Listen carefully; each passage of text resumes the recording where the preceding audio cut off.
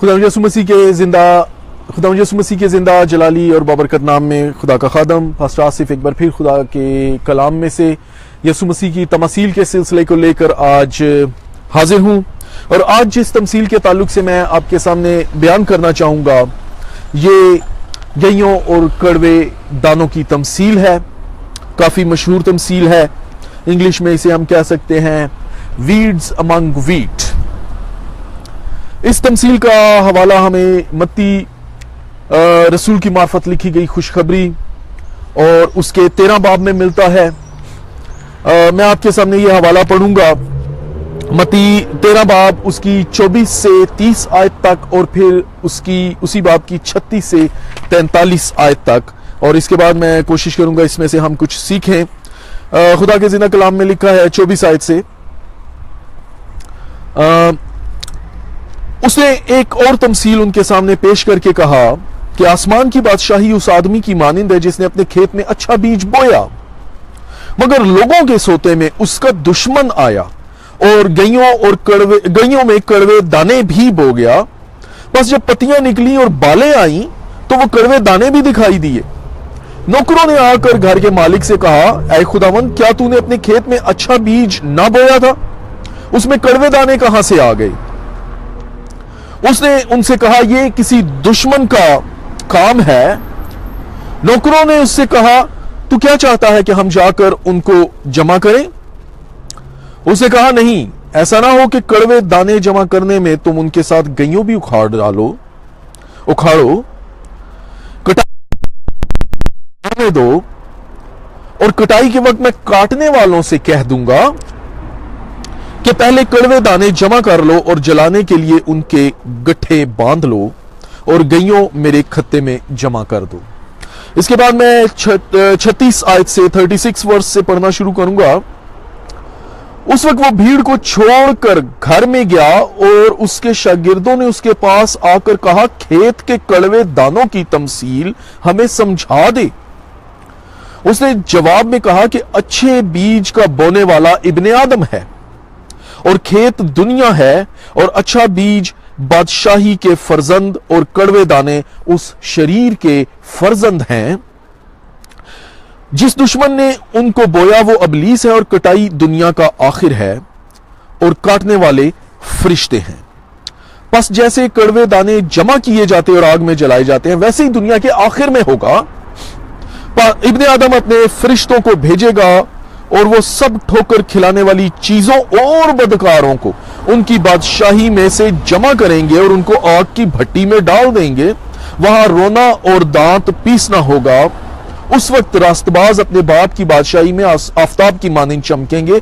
जिसके कान हो वो सुन ले। खुदा उनके जिंदा कलाम के पढ़े सुने जाने पर उसकी बरकत ठहरे। अजीजों, ये तमसील यसू मसीह की दीगर बहुत सी तमासील की तरह खुद अपनी तशरीह आप करती है। आसान तमसील है और पढ़ने वाले को खुद ही यह समझ आ जाती है कि यह कड़वे दानों की तमसील क्या है। और इस तमसील से इस हकीकत पर से पर्दा भी उठता है कि बादशाही के अंदर दो तरह के लोग हो सकते हैं जिनकी मंजिल अलबत्ता एक नहीं। और जमीनी जिंदगी में यह तमसील इंसान की जिंदगी के दो पहलुओं पर गहरी रोशनी डालती है, यानी हकीकी ईमानदारों की जिंदगी और महज ईमानदारों की जिंदगी पर। इस तमसील में खेत का मालिक और बीज बोने वाला खुद खुदावंद यसू मसीह है, जैसे हमने इसी रेफरेंस के अगले हिस्से में पढ़ा कि बीज बोने वाला यसू मसीह ने कहा इब्ने आदम है। और ये एक सच्ची तमसील, हम इसको कह सकते हैं रूहानी जिंदगी पर जिसका इतलाक होता है, क्योंकि उसने अपनी जमीनी जिंदगी के अंदर खुशखबरी का बीज इस जमीन पर ईमानदारों के अंदर, इंसानों के अंदर बोया और बाद में उसी बीज को उसके हम कह सकते हैं खादमों ने अब तक जारी रखा हुआ है उसके रूहुल कुद्स के वसीले से। फिर हम देखते हैं कि कटाई वाले जो हैं वो फरिश्तों को जाहिर करते हैं और ऑफकोर्स दुश्मन जो है वो अबलीस को जाहिर करता है। कड़वे दाने या जहरीली घास जो खेत के अंदर पैदा हो जाती है वो गैर निजात याफ्ता लोगों को और शरारती लोगों को, इस दुनिया के दुनियादार लोगों को जाहिर करती है, जो कलीसियाओं का हिस्सा बन जाते हैं और कलीसियाओं में बिगाड़ पैदा करते हैं, जबकि अच्छा बीज जो है वो नई पैदाइशशुदा ईमानदारों का हिस्सा है, उनको बयान करता है। अब इस तमसील का जो मरकजी ख्याल है वो फोकस है कड़वे दानों पर, और जो कड़वे दाने हैं वो हमारे इर्द गिर्द, हमारे माहौल में, हमारे दोस्तों में, हमारे रिश्तेदारों में, हमारी कलीसिया के लोगों के अंदर, हमारे काम करने वाली जगहों पर, हमारे मुआशरे में बेशुमार जगहों पर बिखरे पड़े हैं। और ये नाम नेहाद कलीसियाएं भी हो सकती हैं जिनका कलीसिया से कोई हकीकी ताल्लुक नहीं, लेकिन वो अपने आप को बड़े लीडर समझते हैं, चर्चिस चला रहे हैं, बहुत कुछ कर रहे हैं, लेकिन हकीकी तौर पर उनका मसीह के साथ कोई ताल्लुक नहीं। इसीलिए यीशु मसीह की ये बातें मत भूलें जब उसने कहा कि आखिर में बहुत से लोग मुझे कहेंगे खुदावंद है खुदावंद, मैं उनसे क्या कह दूंगा कि मेरी कभी तुमसे वाकफियत ना थी। फिर यीशु मसीह ने यहां तक कहा कि ये उम्मत जुबान से तो मेरी तारीफ करती है लेकिन इनके दिल मुझसे दूर है। तो ये जुबान से तारीफ करने वाले लोग जिनका हकीकी मसीहियत से कोई ताल्लुक नहीं, और जो न सिर्फ अपने आप को मसीही गर्दानते हैं बल्कि अच्छी फसल को भी खराब करते हैं,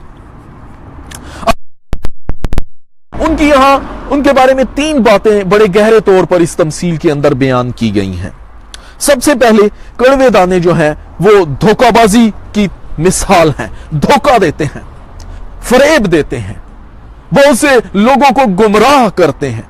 बहुत से आपको नाम नेहाद मसीही कहलाते हुए लोग भी ऐसे मिलेंगे जिनकी अपनी जिंदगी मसीह से बहुत दूर है, लेकिन वो बड़े एक्टिव हैं, चर्चिज में भी जाते हैं, बड़ी दुआओं में भी हिस्सा लेते हैं, लेकिन उनका ये सारा जो कुछ वो कर रहे हैं बेफायदा काम है।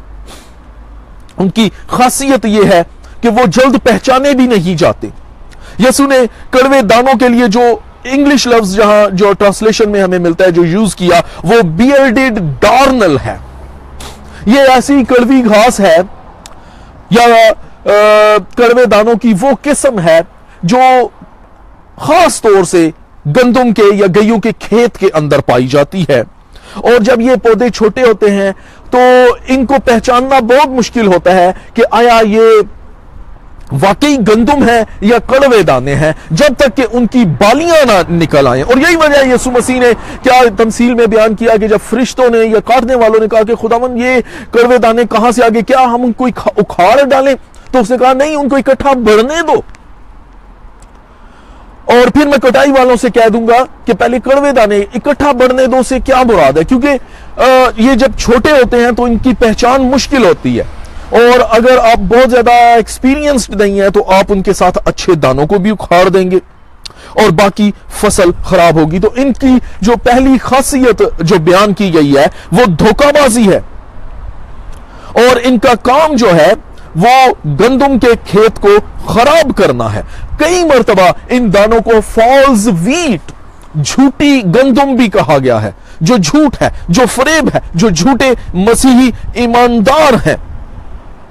याद रखें कि इब्लीस बजाते खुद एक माहिर नकाल है और खुदा के हर काम की वो हूबहू नकल करने की कोशिश भी करता है और ऐसी सलाहियत भी रखता है, और बहुत से ऐसे नाम नेहाद ईमानदारों को कलीसियाओं का हिस्सा बनाकर भेज देता है, कलीसियाओं के अंदर उनको शामिल कर देता है, और वो धोखा देने की कोशिश करता है इस नकल के वसीले से, और खुदा के फर्जंदों की नकल करके अपने फर्जंदों को इस कलीसिया का हिस्सा इस दुनिया में गुमराही के लिए भेजता है।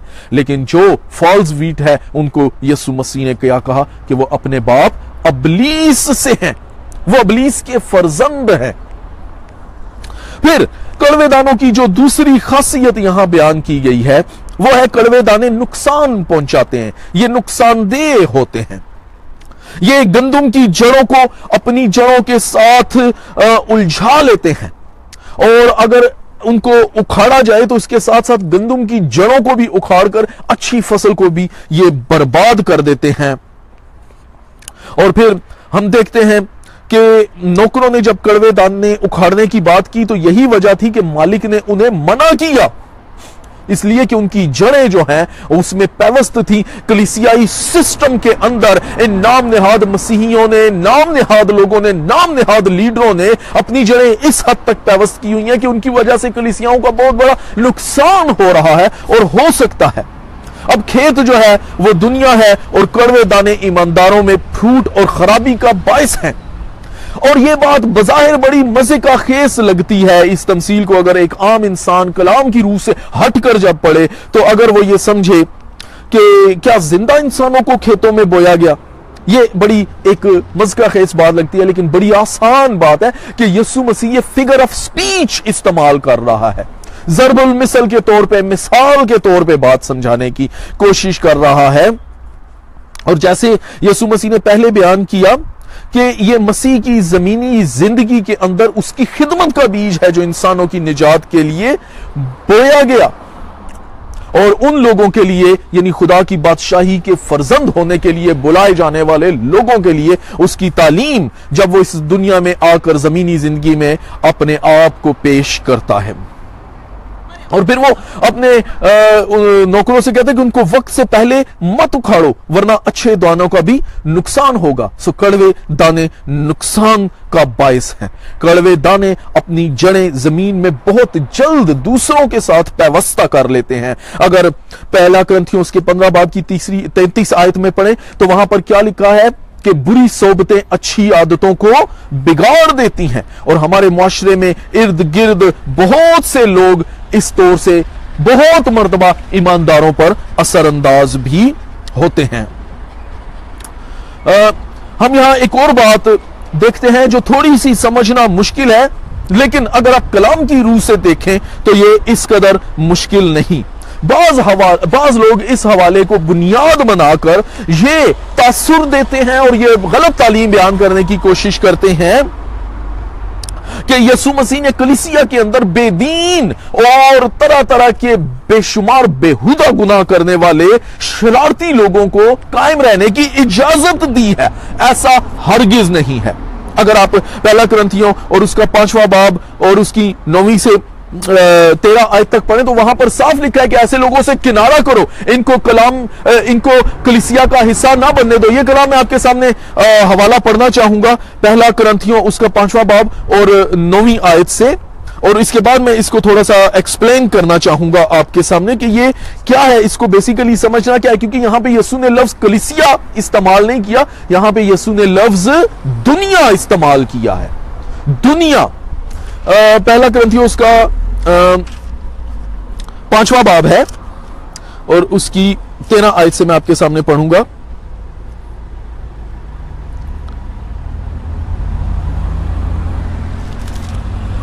नौवीं आयत से, सॉरी। मैंने अपने खत में तुमको यह लिखा था कि हरामकारों से सोबत ना रखो। सोबत ना रखना ये तो नहीं बल्कि दुनिया के हरामकारों या लालचियों या जालिमों या बुत परस्तों से मिलना ही नहीं, क्योंकि इस सूरत में तो तुमको दुनिया ही से निकल जाना पड़ेगा। ठीक है, कलीसिया के अंदर इनकी इजाजत नहीं है, लेकिन मैं तुमको दर हकीकत यह लिखा कि अगर कोई भाई के या लालची या बुत परस्त या जालिम हो तो उससे सोबत ना रखो। अगर कोई भाई कहलाकर यानी कलीसिया का हिस्सा होकर तो उससे सोबत ना रखना, क्योंकि मुझे बाहर वालों पर हुक्म करने से क्या वास्ता। बाहर दुनिया में तो हजारों तरह के गुनहगार, हरामकार, शराबी, लालची ऐसे लोग तो बेशुमार बसते हैं, लेकिन कलीसिया में वो कहता है अगर कोई भाई कहलाकर इस तरह के गुनाह करता है तो उसकी बाबत कहता हूं कि उनसे सोबत भी ना रखना, क्योंकि बाहर वालों पर हुक्म करने से क्या वास्ता मुझे। क्या ऐसा नहीं है कि तुम तो अंदर वालों पर हुक्म करते हो मगर बाहर वालों पर खुदा हुक्म करता है, तो अपने दरमियान से निकाल दो। तो यहां पर अगर बाज लोग ये कहते हैं कि जी अगर कोई हरामकार भी है, शराबी भी है, बुत परस्त भी है और कलीसिया में बिगाड़ भी पैदा कर रहा है तो भी उसको कलीसिया का हिस्सा ही रहने दो, यहां पर यीशु ने यह तालीम नहीं दी। यहां पर यीशु ने वाज़ेह बयान किया है कि दुनिया, खेत दुनिया को जाहिर करता है, दुनिया में ऐसे लोग हैं उनको इकट्ठा बनने दो, उनको रहने की इजाजत खुदा ने दी है। इसलिए इस थोड़ी सी कन्फ्लिक्शन को, अगर बाज लोग ये कहते हैं कि अगर किसी में बड़ी सारी चीजें वाजे तौर पे भी हैं तो भी हम उसको बड़ा चर्च में पुलपट भी दें, बड़ा लीडर भी बनाएं, ये भी करें वो भी करें, ये गलत है, ये कलाम के मुनाफी है, अगेंस्ट ऑफ द लॉ है ऑफ क्रिश्चियनिटी। फिर हम तीसरी बात जो यीशु मसीह ने यहां बयान की कि कड़वे दानों के ताल्लुक से, कि बिलाखिर कड़वे दाने जला दिए जाते हैं। इस तमसील का खात्मा भी यीशु मसीह के इन्हीं अल्फाज पर होता है कि उनको जला दिया जाएगा, इकट्ठा करके उनको जला दिया जाएगा। उनके जलाने पर इस तमसील का इख्तिताम होता है। और ये यीशु मसीह की आमद पर इस दुनिया पर गुनहगारों ईमानदारों के इख्तिताम की एक कड़ी है। यीशु मसीह की दूसरी आमद के ताल्लुक से ये बात है। बहुत से लोग खुद को धोखा देते हैं और समझते हैं कि वो जहन्नुम के वारिस नहीं होंगे। एक सर्वे के मुताबिक मसीही दुनिया में 80% लोग खुदा की बादशाही पर यकीन रखते हैं और सिर्फ 1% लोग जो हैं वो जहन्नुम पर यकीन रखते हैं। हालांकि यीशु मसीह की 2/3 तमासील के अंदर जहन्नुम, और यीशु मसीह ने बाइबल में किसी भी नबी मुबशर, किसी भी अंबिया से, पैगाम देने वालों से ज्यादा आने वाली जिंदगी के बारे में और क़यामत और जहन्नुम के बारे में यीशु मसीह ने तालीम दी है। और ये बात यीशु मसीह की आमद के ताल्लुक से, और बहुत से मसीही ये समझते हैं कि वो जहन्नुम का हिस्सा नहीं होंगे, हालांकि वो सारे गुनाह कर रहे होते हैं। और हमने अभी पहले करंथियों उसके 5 बाब के अंदर ये बात वाज़े पढ़ी है। पौलुस वाज़े तौर पे लिखता है कि अगर कोई भाई कहलाकर ऐसे काम करता है तो उनसे सोबत ना रखो। यहां यीशु मसीह ने जो बात कही कि उन दोनों को बढ़ने दो, ये दुनिया के ताल्लुक से है। कलीसिया में गुनाह की कोई गुंजाइश नहीं। कलीसिया का मतलब ही पाक लोग, चुनिंदा लोग, बुलाए हुए लोग, दुनिया से अलग किए हुए लोग, जिनका रहन सहन ही फर्क हो, जिनकी बातचीत ही फर्क हो। यीशु मसीह जो है अदा पर आखिरी हिस्से में बयान करता है जब वो जला दिए जाएंगे, यानी दुनिया का आखिर। यीशु मसीह ने मत्ती 7 बाब में वाज़े कहा है कि तंग दरवाजे से दाखिल हो, क्योंकि वो दरवाजा कुशादा और वो रास्ता कुशादा और बड़ा अट्रैक्टिव है जो हलाकत को जाता है, लेकिन वो दरवाजा, वो रास्ता सुकड़ा और वो दरवाजा तंग है जो हमेशा की जिंदगी को जाता है। और फिर मलाकी के अंदर भी खुदावंद की अदालत के दिन का जिक्र है। अगर आप 4 बाब की पहली आयत को पढ़ें तो खुदावंद की अदालत का दिन आने वाला है। हम किस हद तक अपने आप को तैयार करते हैं। अब इस तमसील में हमें 2 बातें बड़ी वाज़े तौर पर यीशु मसीह की तमसील से समझ आती हैं जो हमारी रूहानी जिंदगी पर इतलाक करती हैं। एक बुरी बात और एक अच्छी बात। बुरी बात कि कड़वे दाने बिलाखिर जला दिए जाएंगे। हमारे दरमियान जो कड़वे बीज हैं उनका अंजाम हलाकत है, जहां रोना और दांतों का, यही लफ्ज यीशु मसीह ने इस्तेमाल किए, वहां दांतों का पीसना, नैशिंग ऑफ टीथ्स, परेशान होना, पछता टाइम था लेकिन मैं भूला, इस तरफ तवज्जो ही नहीं दी। नैशिंग ऑफ टीथ, उन कड़वे होगा, तबाह कर दिए जाएंगे, जला दिए जाएंगे, हमेशा की आग में डाल दिए जाएंगे। और दुनियावी ताल्लुक से कोई दुनिया में ऐसी आज तक साइंस पैदा नहीं हुई जो कड़वे दानों को मीठा कर सके, या आज तक कोई एग्रीकल्चर साइंस के अंदर कोई ऐसा स्प्रे नहीं आया कि आप खेत के अंदर स्प्रे करें और कड़वे दाने भी मीठे दानों में बदल जाएं। ऐसा आज तक कभी साइंस ने ना कोई दावा किया और ना कभी कर सकती है, ना कभी ऐसा कोई जी अकल इंसान ऐसा तस्लीम कर सकता है कि कड़वे दानों को हम साइंस के जरिए से मीठे दानों में बदल सके। यह तो रही बुरी खबर। ये दुनिया में ऐसा बदलाव हर लम्हा, हर रोज हो रहा है। रोजाना हजार बादशाही का हिस्सा बन रहे हैं, रोजाना यीशु मसीह को कबूल करके अपने गुनाहों से तौबा कर रहे हैं। ये हर रोज यीशु मसीह की बादशाही में, रूहानी दौर में हो रहा है। और अनासरे फितरत, कवानीने फितरत, अनासरे कुदरत तब्दील हो रहे हैं, मोजज़ात हो रहे हैं। मोजज़ा वही होता है जो इंसानी अकल और इंसानी इल्म की पकड़ में ना आए, बल्कि फोकल फितरत हो, इंसानी सोच से बाहर हो, और गुनहगार का तब्दील होना यह साइंस पर मुनस्सर नहीं, यह खुदा की बादशाही पर मुनस्सर है। यह अच्छी खबर है कि इस दुनिया में हर रोज ऐसा हो रहा है कि कड़वे दाने रूहानी तौर पर जो हैं वो बदल रहे हैं, गुनाहों से निजात पा रहे हैं और यीशु मसीह की बादशाही का हिस्सा बन रहे हैं। क्यों? क्योंकि यीशु मसीह किसी की हलाकत नहीं चाहता। कलाम में लिखा है, यूहन्ना 3:16 आयत बड़ी मशहूर है, क्योंकि खुदा ने दुनिया से ऐसी मोहब्बत रखी कि उसने अपना इकलौता बेटा बख्श दिया ताकि जो कोई उस पर ईमान लाए हलाकत की जिंदगी पाए। For God so loved the world that he gave his only begotten son, that whosoever believe in him shall not perish but have everlasting life। ये अच्छी खबर है कि हम अगर मसीही हैं, मसीह ईमान का हिस्सा हैं, तो हम कड़वे दानों को बदल सकते हैं। और अभी वक्त है, हम अखीर दौर के अंदर रह रहे हैं, यही हमारी जिम्मेदारी है। हमारे इर्द गिर्द, हमारे माहौल में, हत्ता कि हमारी कलीसियाओं में, हमारे काम करने वाली जगहों में, हमारे खानदानों में, शायद एक ही छत के नीचे रहते हुए हमारे साथ ऐसे बहुत से कड़वे दाने हैं जिनको हम बदल सकते हैं यीशु मसीह की खुशखबरी की गवाही देकर। इसलिए अजीजों, अपने आप को तैयार करें और इस भेद को समझें कि यीशु मसीह आने वाला है। वो वक्त जब कोई फिर तौबा दोबारा ना कर सकेगा, उस वक्त सिर्फ रोना और दांतों का पीसना होगा, या तो हमेशा की बादशाही में या हमेशा के अजाब में। आइए अपने सरों को झुकाएं, अपनी आंखें बंद करें। मैं आपके लिए दुआ करना चाहूंगा। Glory to Jesus, we give you honour Lord. हमारे नहायत ही मेहरबान, बुजुर्ग, जलाली, वफादार, ला तब्दील आसमानी पिता, तेरा शुक्र, तेरी तारीफ, तमजीद, सिताइश, मदा सराई, हमद और जय जयकार करते हुए तेरी पाक हुजूरी में आता और जमीन तक झुककर तुझे सिजदा करता और मुबारक कहता हूँ। पाक खुदा, इकरार करता हूँ अपनी ही जात में मैं खाक और राख हूँ, लेकिन जो कुछ भी हूँ तेरे फजल से हूँ और तेरे ही फजल का सहारा लेकर तेरी पाक हुजूरी में आता। और खुदा इकरार करता हूँ कि हम दुनिया के आखिर में ऐसे दौर में रह रहे हैं जब खुदा तू बहुत जल्द आने वाला है। हमें ये फजल बख्श कि हम कड़वे दाने नहीं, बल्कि अपने अंदर की कड़वाहट को ढूंढ कर तेरे बेटे यीशु के लहू के वसीला से उसको मिठास में बदल सकें, उसको शीरीनी में बदल सकें, उसको जिंदगी में बदल सकें, उसको ताजगी में बदल सकें, उसको हमेशा की जिंदगी के अंदर खुदा दाखिल कर सकें। हमारे इर्द गिर्द बहुत से लोग कड़वे दानों की सूरत हमारे दरमियान मौजूद है। हमें फजल दे के यीशु मसीह की बादशाही की खुशखबरी खुदा उन तक पहुंचाकर उन्हें बदल दें और तेरी बादशाही का हिस्सा बनाने में खुदा हम हिस्सा बन सकें और तेरे काम में शामिल हो सकें।